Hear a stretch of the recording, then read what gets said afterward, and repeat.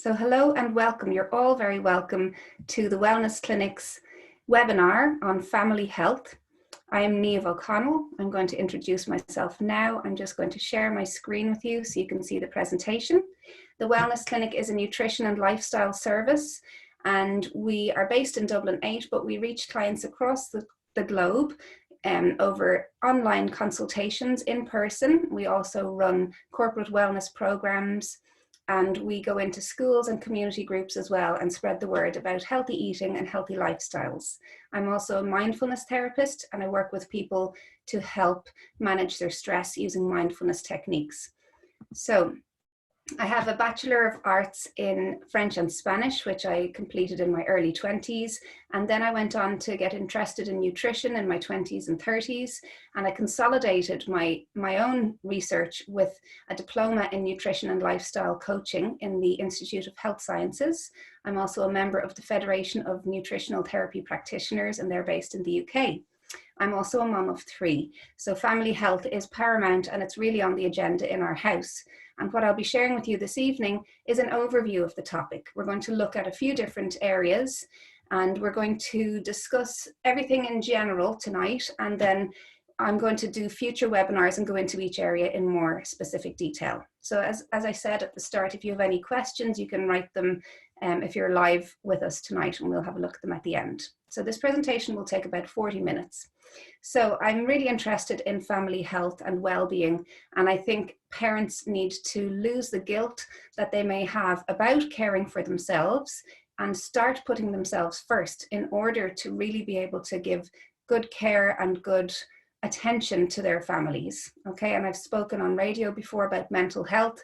That's myself with Rachel Allen on the left there, and she would be an inspiration to me. She's a working mom, she's a cook, and she has had programs on TV sharing healthy family cookery. So this is the centre I work from here in Dublin 8, and it's closed at the moment due to the coronavirus. So that's obviously the reason that brought me to set up this webinar, was just the panic and fear that's out there among families and among parents who are contacting me and asking me, what do we do? How do we safeguard our families? So today we're going to look at boosting the family's immunity through good nutrition. We're going to discuss exercise and fresh air and how they help our body systems. We're going to discuss sleep as well, and stress management using mindfulness techniques. And as I said, future webinars will go more into detail in each topic, but today should be enough to give you a few tips and tricks to take home and start implementing in your own lives.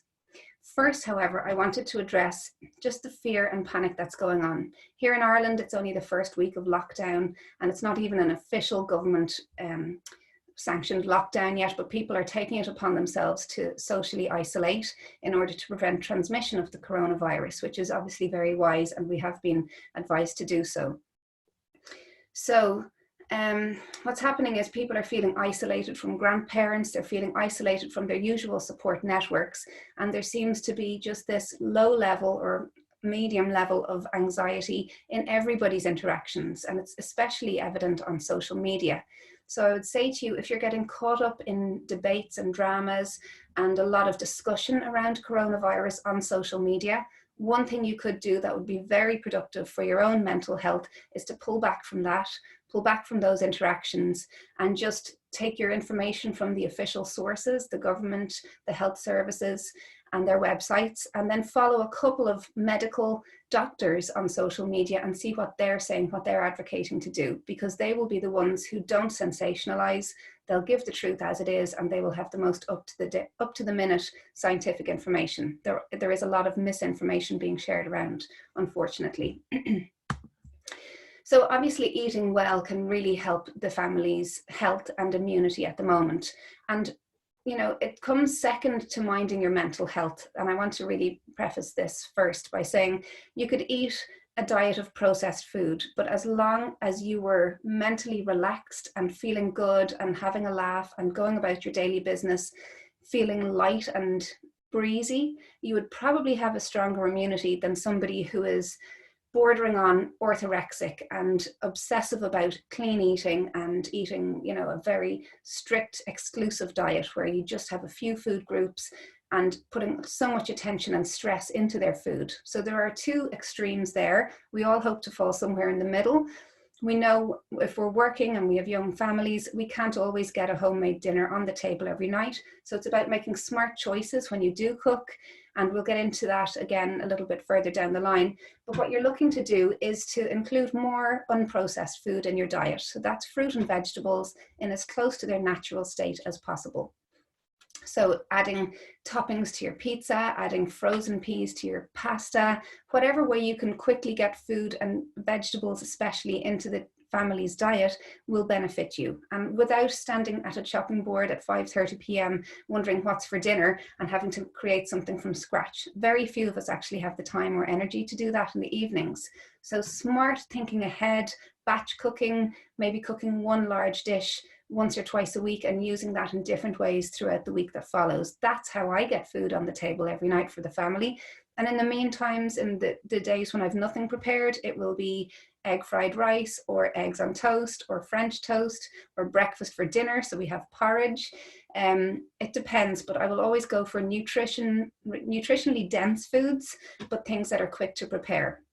So I have a list there, and this is something I go into in more detail with clients when I work one-to-one with them. You want to be just using vitamin supplements if you feel you need them. If you've had a period of illness, or if you think you may be ill and you need to take an extra vitamin supplement to boost your health. It shouldn't be something that you're going for long-term. It's a big drain on your resources. It can also be a waste of your money if it's a synthetic vitamin that you're not absorbing the full amount, the way you would, for example, if you were eating a varied diet. So the body uses synthetic vitamins less well than it uses vitamins from food. So you want to be really trying to get most of your nutrition from food sources. Things that are anti-nutrients that don't do us any good, nutritionally speaking, would be caffeine, sugar, and alcohol. They're kind of just empty foods. They are fun, of course, and they are what contribute to our enjoyment of life. So just be aware that they should have a limit. They should be taken in moderation. And caffeine, for example, can prevent the absorption of certain vitamins and minerals. So be aware of that when you're having your coffee with your breakfast. Maybe leave an hour either side. Things you can add to the family's meals to boost immunity are garlic, which is a fantastic source of antiviral properties. It can be added to so many different types of dishes, and even when it's cooked, it still contains most of its goodness. So it's a fantastic, I almost think of it as a vegetable rather than just a seasoning or a herb. Use lots of garlic. Ginger is fantastic, whether it's root ginger, fresh ginger that you grate into foods, or if you buy it powdered, you'll still get the properties from that, and they all boost the body's immune system. Onions have a fantastic effect on the gut and help our bodies just naturally repair themselves.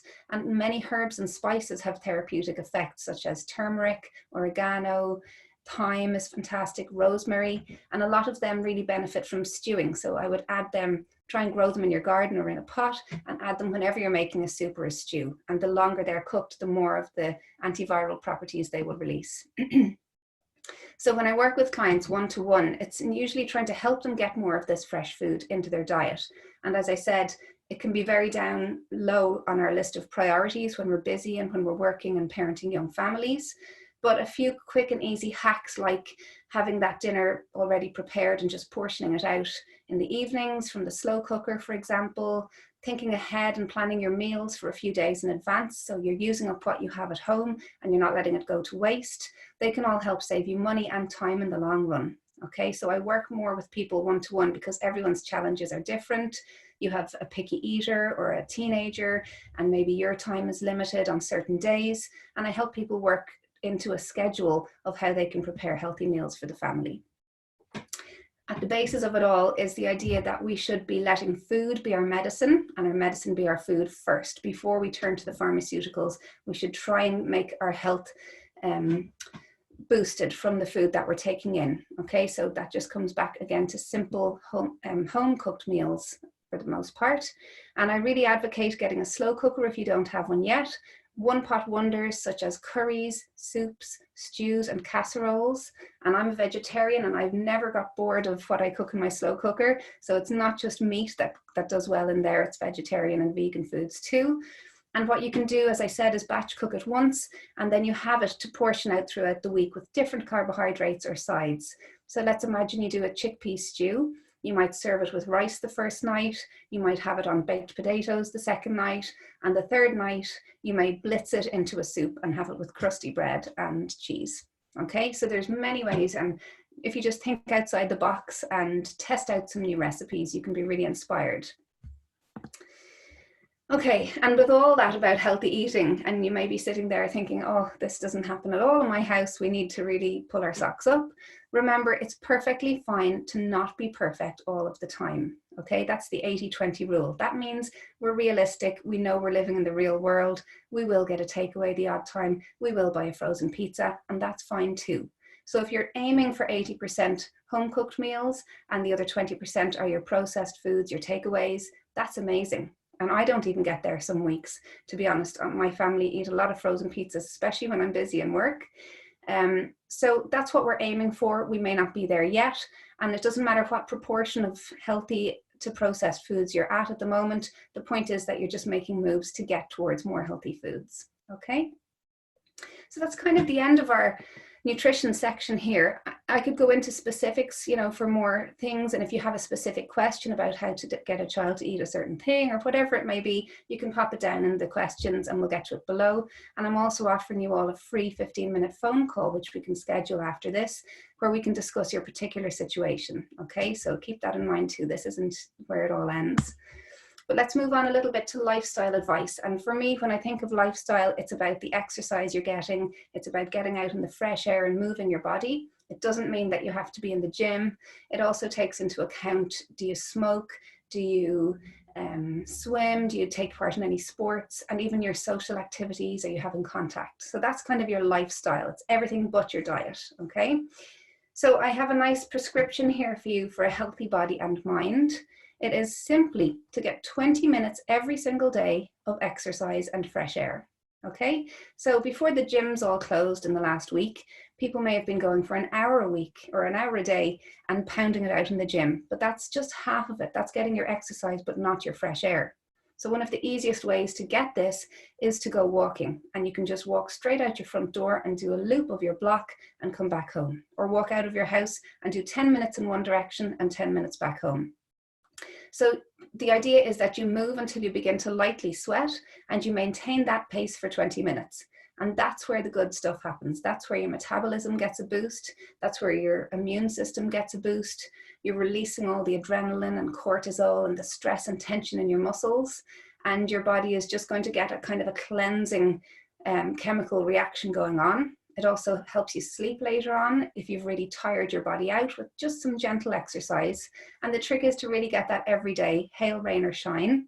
So get some weather appropriate outer gear and forget about what the weather is saying. Just get out there and make that happen. And that's it. If you do that every single day, and if that's the only exercise you get, that will still be enough to keep you healthy. Okay, it's really, really simple, but sometimes the simplest things can be the most difficult.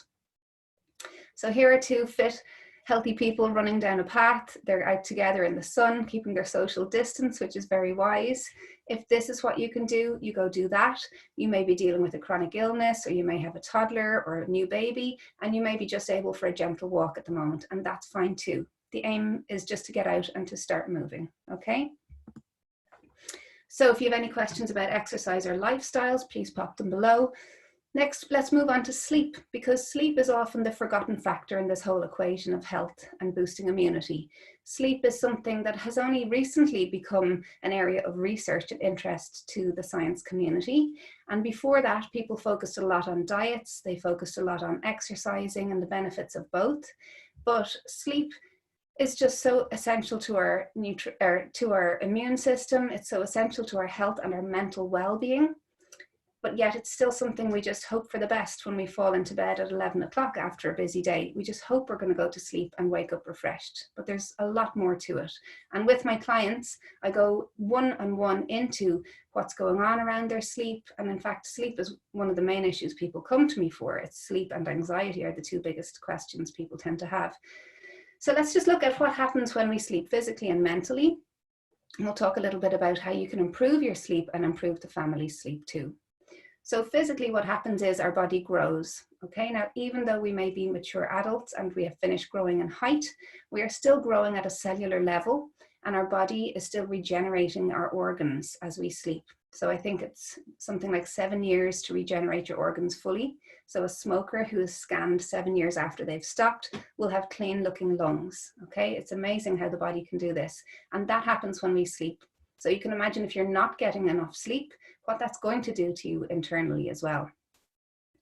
Your body repairs muscle when you sleep. So if you've done any strength training or walking, or you're working out and trying to boost your fitness, all that repair and regeneration goes on when you're asleep. And most importantly, I think as you get into the middle of your life, we synthesize our hormones when we sleep. And that means our hormones get a reboot, they get recalibrated when we're asleep. And we all know, females, when we're sleep deprived, how much worse our PMT is. And we know, males, when you're sleep deprived, how you see that effect on your testosterone levels. So women have around a 30-day menstrual cycle, which is a hormonal cycle. We know all about the peaks and troughs of that. We peak at ovulation, we've loads of energy, and we need less sleep. And then when we come into PMT time, just before we menstruate, we need more sleep because we're really regenerating and there's a lot going on internally for us. Whereas men are on a 24-hour hormonal cycle, and they will see very quickly drops off in their testosterone levels if they are sleep deprived. So it's as important for females as for males to get your sleep. Another thing that happens is our metabolism will slow down when we're not getting enough sleep, which will lead to weight gain, especially in midlife. Mentally, what happens when we're sleeping is we deal with stress, and our mind actually filters through the stresses of the day.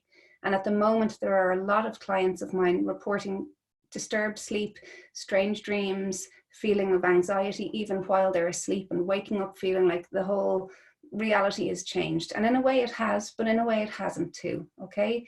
So when you're sleep deprived, you have a less chance of dealing with stress. You find it harder to cope even in daytimes. You find it harder when you're tired. Everything just seems a lot more of a struggle. Our memory is consolidated when we sleep, and we all know the sleep deprived early years of parenting. When we've lost nights of sleep, our short-term memory is all we're going on, and we don't actually create long-term memories like that. So it's really important for our memory and for our whole cognitive function to get that good sleep. And then finally, our creativity is boosted when we're sleeping. And you may think, well, that doesn't apply to me. I don't work in a creative field. But when you think about it, creativity is what makes our quality of life.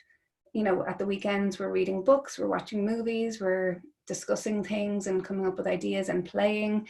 And all that creative side of our brain gets a boost and gets regenerated when we're asleep. So sleep really is essential. So I've an exhaustive list here of what foods hinder our sleep. Sadly to say, they're all the good stuff. If you can have a look at that picture there, it's coffee, it's wine, it's chocolate, because caffeine obviously is a stimulant and prevents us sleeping.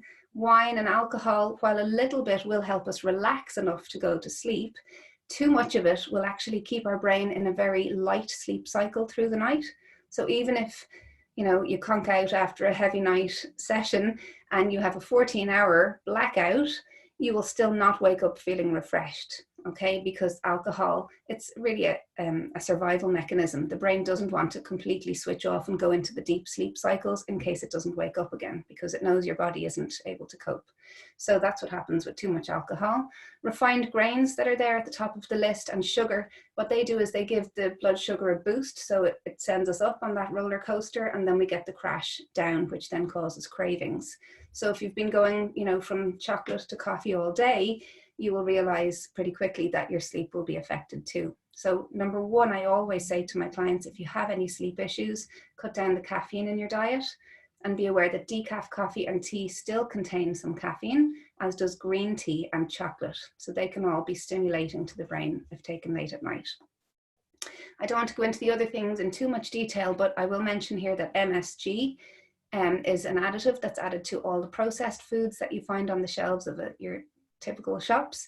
It's in takeaways, it's in crisps and chips, it's in salted crackers and flavored crackers.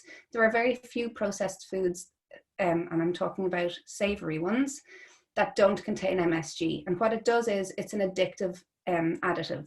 It is called E621, and it actually tricks our body into thinking we're still hungry. So that's why you finish the whole of the takeaway, even though you know you couldn't possibly be still hungry, but you don't feel full and satisfied yet. So that's the chemical working on your brain. It causes that quick addiction.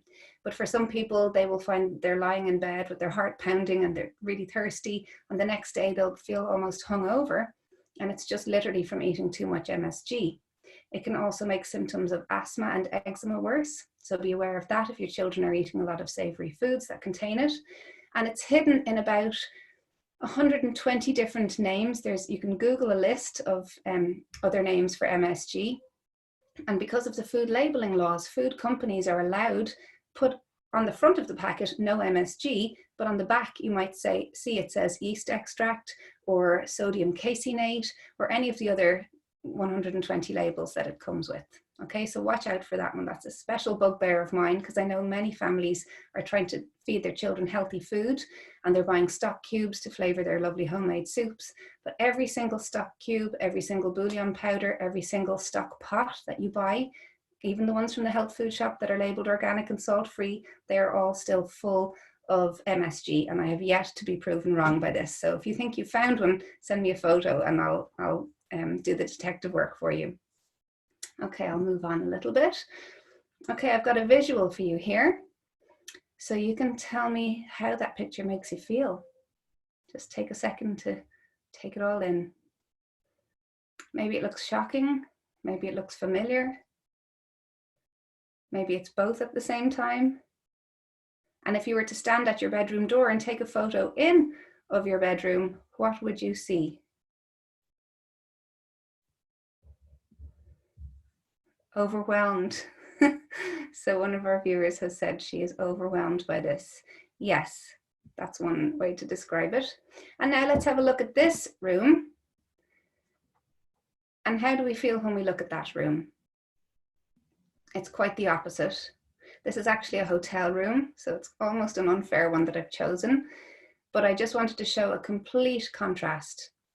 So if we go back to the previous slide, if we go back to the previous slide, this is very typical of many bedrooms, and I'm not trying to shame anybody whose bedroom looks like this, but this is typical of a busy family. You don't have time to make the bed, put away the laundry, either the dirty or the clean stuff. You've got projects half done, you've got notes half written. But the problem when you're lying down in a bed like this, surrounded by all these objects, is you're not going to have a restorative, relaxing time, either relaxing before bed or actually sleeping, because every single object there is giving you a message. It's saying, pick me up, put me away, deal with me, wash me, whatever it is. Each object there is actually saying something, and it's causing a lot of mental chatter and stress. And then if you look at the contrasting picture, we've got clear surfaces, we've got light reflected around, we have no clutter. We have a few books there, we know we could pick one up and read it, and we would enjoy it because there's nothing there that looks like it needs to be done. So that kind of a sanctuary is what you need to create in your house, especially at this time of, you know, the season where we are in the coronavirus season. We all need somewhere that we can retreat to when we're feeling overwhelmed by social media, by the family, by working in close quarters with each other if we're now working from home. We all need somewhere that's purely ours to rest in. And if you share a room, or if your children share rooms, you need to encourage them to have their own space that they can retreat to when they need just a respite from everyday life. Okay, so what you need to do is you need to get from this to this in as few steps as possible. So, I mean, even tonight you could go into your bedroom and clear off a few shelves, store a few things under the bed, close those drawers and make the bed, and just clear the floor so that you've got a visually pleasing aesthetic to look at. And then work your way towards having a bedroom that's clutter-free, that's very restful, and that you feel it's a respite from the rest of your life.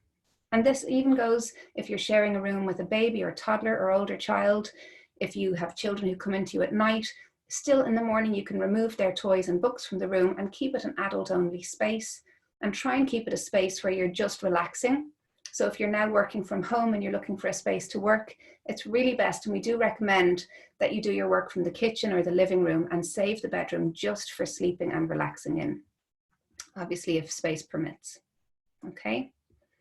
If you're looking for ways to kind of get through the clutter, I must mention here Marie Kondo, the Japanese art of tidying up. She's a fantastic book and a series on Netflix, and that's a great one to get you started with decluttering. So here we're going to move on to stress management, and we're going to discuss how much stress can you handle and what is on your plate. Okay, so here I've got a list. It's just a beginning suggestion. You could actually break up each one of those headings and subhead them all and say all the responsibilities that fall to you in each area. But they include looking after a house, looking after children, looking after a job that brings in money for the home, caring for relatives or caring for people in your community, socializing, and possibly you're supporting a friend through a tough time. Maybe you need to travel for work or your spouse does. And it all contributes to the mental chatter and the mental exhaustion that we feel as parents in the modern age. Okay, in the old days when women just had the role to mind the house and mind the children, well, they didn't have much freedom, at least they had less going on in their minds. And it's almost like we've been sold some kind of a lie nowadays where we're told we should have it all. But I think a lot of us have translated it into a need to be perfect in every area, to have the perfect house that's going to look gorgeous on Instagram, to have the perfectly behaved children who do well in school, to have the perfect relationship and a high-flying career. And it's just impossible to have everything at once. And people find that when they're doing well in one area, another area will suffer. And that's very, very common. And of course, we're only human.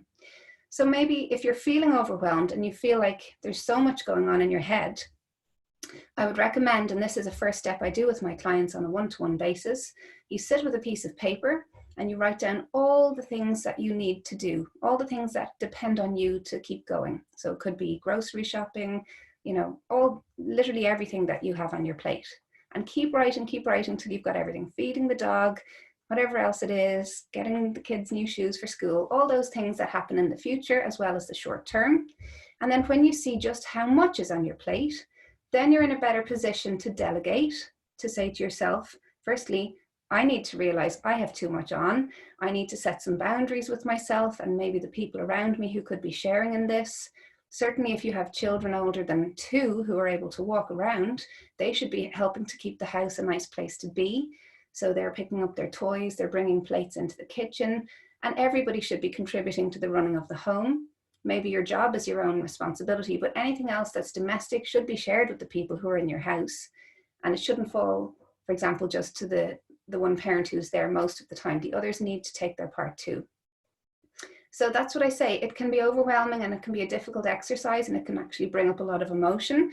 But when you've done that, then you're in a position to start negotiating and rejigging how you spend your time, because your mental energy is only limited. You only have so much of it, and you really need to prioritize some time in there for self-care and looking after yourself. So again, just moving to the whole idea of emotions and stress. Hippocrates, the father of modern medicine, also said all disease begins in the gut. So we now know that the gut is like our second brain, and that's the seat of our emotions, and it's very closely linked with the brain, and we're just learning about this new gut-brain connection. It's fascinating. So you can really look after your mental health by looking after your own gut, your physical gut, and I'm talking about your intestines here. So the gastrointestinal tract, that's the digestive system, is sensitive to emotion. And we all know when we're stressed that our stomach can be the first place that shows it. We might find we're running to the toilet more often. We might feel it clenching in our stomach. We might have that sinking feeling in our stomach. So I'll read on. A troubled intestine can send signals to the brain, just as a troubled brain can send signals to the gut. Therefore, a person's stomach or intestinal distress can be the cause or the product of anxiety, stress, or depression. So it's kind of like a vicious circle.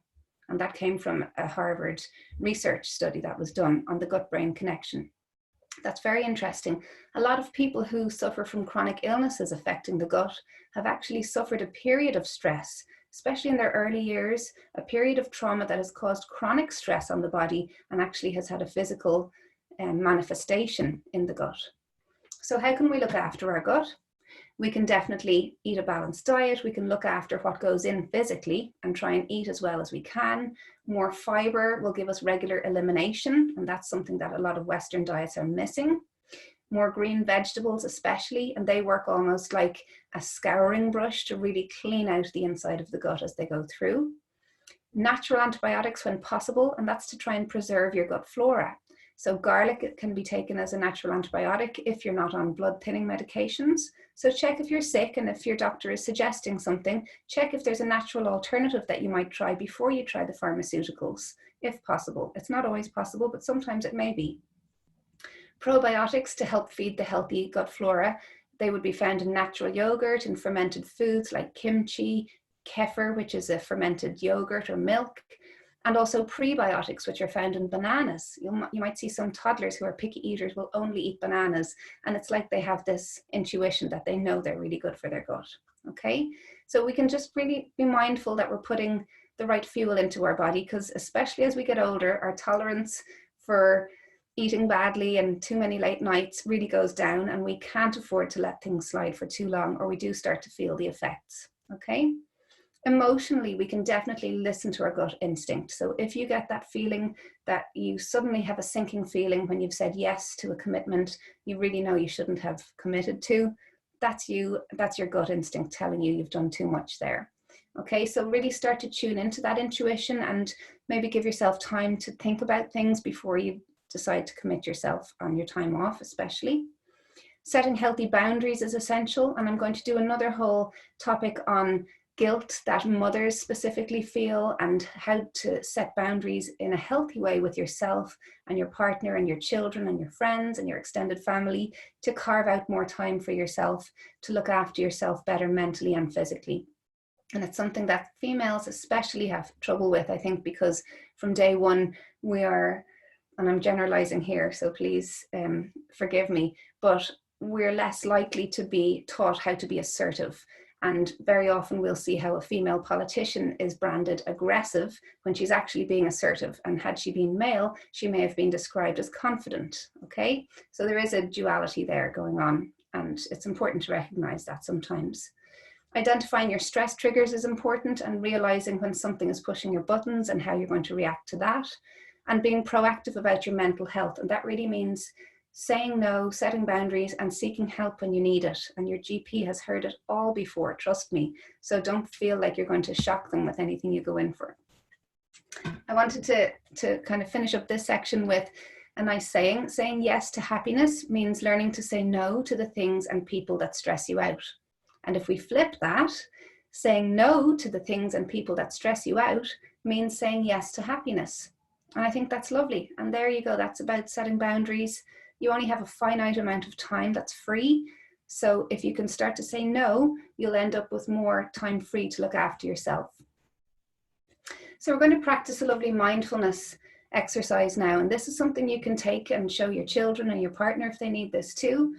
It's a mindful technique where we are going to focus on our breath, and it brings us into the present. And it's especially relevant now when there is so much anxiety about the future going on, so much supposition going on. So this is a way to switch off all those anxiety kind of rabbit holes in the brain and really just focus on what's going on right now for you. Okay, so I'd like you to just focus on the breath as it enters and leaves your body. And you're going to close your mouth and breathe only through the nose. That's all you're going to do for now. You're just going to focus on the breath as it enters and leaves the body through your nose.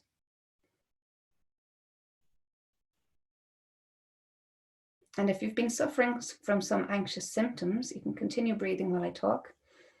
If you've been suffering from some anxiety and lightheadedness and panicky feelings, simply recognizing if you've been doing a lot of mouth breathing and closing it to breathe through your nose can rectify a lot of that lightheadedness that comes with anxiety.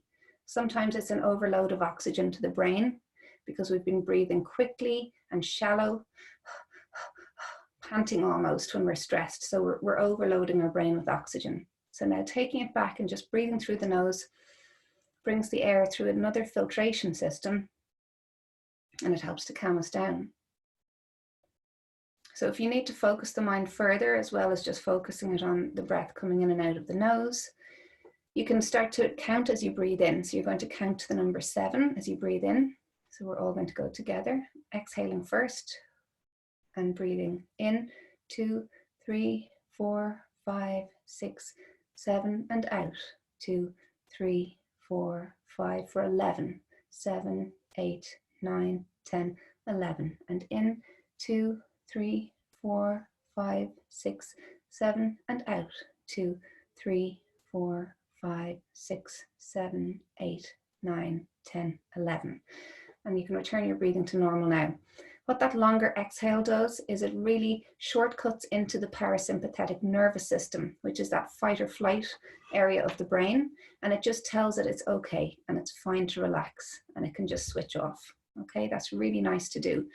It takes about 60 to 90 seconds of that calmer breathing to bring about a chemical change in the body, to lower the blood pressure and heart rate, and to send your brain waves from being very excited and busy to being more of a calmer state that would be conducive to sleep. So that's a lovely one to do at night before you go to sleep. There are some other nice ideas there for stress management, but I do want to get into the questions pretty soon. So I'm going to just tell you what's coming up in the next 2 webinars. We're going to go into anxiety in more detail because this seems to be the #1 issue that people are suffering with at the moment. We'll learn a cognitive behavioral therapy theory, which will help us make sense of what's going on and why our thoughts and how they affect our behaviors and our feelings. We're going to look at the inner critic and what that inner script is saying, and if there's a lot of negative self-talk, we'll learn ways to stop that and to reprogram it. We'll do more mindfulness techniques of breathing and relaxation. They will build confidence as well that you are able to handle an anxiety or a panicked state. We'll learn how to set boundaries a little bit more, and you know, that feeling of guilt that I mentioned earlier, we'll learn where that might stem from. The webinar after that, I'm going to do these every Wednesday evening. The next one after that will be Get Your Sleep. It'll go into how much sleep you need, how to get a better quality sleep, what things in your diet might be affecting your sleep and what you should eat. And then, you know, the benefits of just resting physically throughout the day and how that can benefit your sleep as well. So I wanted to thank you for your attention this evening to this webinar. And I'm offering everybody who's joined the webinar a free 15-minute phone call, which you can schedule in the next week or so to discuss your particular issues and the particular obstacles you may be facing, because, you know, I may not have answered your question here. And you can book that through our Facebook page, the Wellness Clinic Ireland, or the Instagram page as well. And now we're going to move to the questions and answers, and we're going to continue recording the webinar for our viewers. So I'm going to bring us to the questions and answers part of the session. So if you have a question, you can type it now. I'm not going to unmute you to speak. It'll just be written questions here. And maybe while you're having a think, or if you'd like to just listen to the questions I received earlier, I did give the option to remain anonymous for some of the viewers. So I've had a couple of questions come in through email, and I'm going to try and answer them now. One of them was from somebody who may attend this workshop as well. So she says, my husband and I are now working from home, minding our small daughter. How can we stay safe, not catch the coronavirus, and stay sane at the same time? So obviously, I'm not sure what country you're in, but here in Ireland, we're being recommended to wash our hands before we leave the house, and again, when we enter the house. We're advised to keep a social distance from people, which is up to 2 meters between us and other people. That includes going in a shop or public transport. You might use hand sanitizer when you're out and about, but obviously the best source of antibacterial action and antiviral action will be just plain soap and warm water, because the lipids in the soap actually detach the virus from your hands, which is fantastic. If you're both working from home and minding a daughter, that can be very difficult. And I know the challenges myself, as I do that, as does my husband. So I would say definitely schedule the work day for yourselves, so you're taking in breaks and you're also working in shifts if you're sharing the childcare too. Make sure you clock off at a decent time of the evening and don't do any more work hours than you would be expected to do in the office. That's really important. I'd say maybe do some batch cooking so that you're not trying to cook a new meal every evening, especially after a long day of work and childcare. That can be too much, and that will help boost the immune system as well. And then get out of the house together for walks and for fun for the family. And it's really that kind of stress relieving family time that will boost your immunity. You know, that oxytocin that's released when you're playing with your daughter or when you're laughing all together, and that kind of love hormone, that's one of the best boosts for your immune system. So get loads of that going on. And if she's young and she's fun and she has toys, get involved with her and really play on her level too. So it's not just parenting and work, so that you have fun and a lot of joy as well. Okay, I have a question here. Thank you very much from one of the attendees of this webinar. She says, I often feel overwhelmed with all the info and media we get bombarded with, as well as dealing with all the emails and calls during work. What mindfulness strategies would you recommend to help keep my mind focused and block out distractions? That's a really good question. So all the info and media we get bombarded with, I'm assuming you mean on social media, and maybe if you have notifications from news apps that are updating you on the news as it comes in. So I would say to you, definitely pick a time of the day when you're going to check your social media and turn off your notifications outside of that. So if it's in the workday, you might decide at 11 o'clock at your morning break, you're going to check up on your Facebook and WhatsApps, and maybe again at 4 p.m. or 7 p.m. So maybe just 2 times throughout the day when you check the social media, and maybe at the same times you'll check the news to stay abreast of what's happening. Because if you're dealing with emails and calls coming in during the workday as well, that's a lot of distractions and a lot of stimulus going on for your brain. And that, of course, would make you feel overwhelmed. So to keep the non-essentials to just a couple of times through the day, or maybe 3 if it's too few, to pick just 2. And even your emails and calls during work, I would say, you know, obviously I'm not sure what's expected of you in your workplace, but for myself with emails, I try and just check my emails twice a day at 11 a.m. and 3 p.m. because I figure I'm going to catch most people and I can have time to reply to them during the workday at that time. And if a new email comes in and I'm already working on something, I'll ignore it until it's that time that I can check it. And that's really important, because I think studies show that it takes something like 11 minutes for our brains to refocus after a distraction. And if you can imagine you're being distracted every 5 minutes, you're never really getting to focus on the work that you need to do. I hope that helps. I'll just get the second part of your question there. What mindfulness strategies would you recommend to help keep my mind focused and block out distractions? So firstly, just very practically, I would say turn off the notifications, mute them, and just maybe send them all in to a separate email address if you can, and look at them at a certain time. Mindfulness strategies, I would definitely say connect with your breath whenever you can. And maybe what I say to some of my clients is pick something that happens regularly throughout the day to remind you when to do your breath work. So it could be when you're standing waiting for the kettle to boil. If you commute, it could be every time you're at a red light. It could be every time you check the time. So whatever you do regularly, whenever you do that regular task now, let that also be the time you take 60 seconds out of your day to do your breath work. And what that is doing, it's just keeping that body chemistry nice and relaxed. So you're not building up the adrenaline and cortisol through the day and then exploding at your partner in the evenings, or exploding at your kids, or being exhausted. What you're doing is you're kind of diffusing the stress throughout the day, for sure. I hope that's helped you. You can let me know.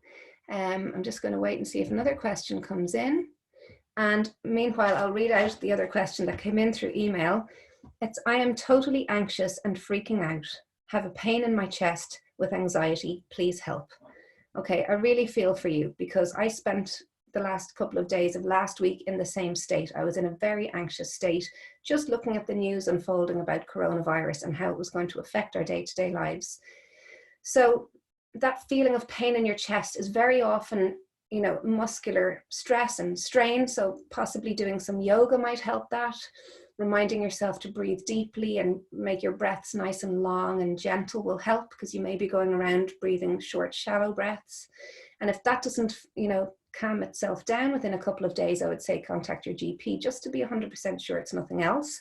But it's very common to feel muscular aches and even heart pain when you're anxious, because all the muscles around our breathing apparatus do tense up when we're stressed. Singing, I used to teach singing 1-to-1, and singing is a fantastic stress reliever. So no matter how good or bad you sing, it doesn't matter, but singing in itself is a very physical, releasing and therapeutic exercise. So switch on the radio and have a nice song. And again, I would say take the same advice on board, limit your interactions on social media, decide where you're going to take your news and your information from as it unfolds, and avoid the sensationalist media outlets, and also avoid all the discussions that go on and the the hearsay that goes on, because there's a lot of misinformation out there. Okay, so if there is no more questioning from you're welcome, thank you for that. If there's no more questioning, I will end the webinar here, and I hope you will all take the time for yourselves and book in that 15-minute call. And I will just say thank you very much to our attendees here. I'm going to stop the recording now. Thank you very much.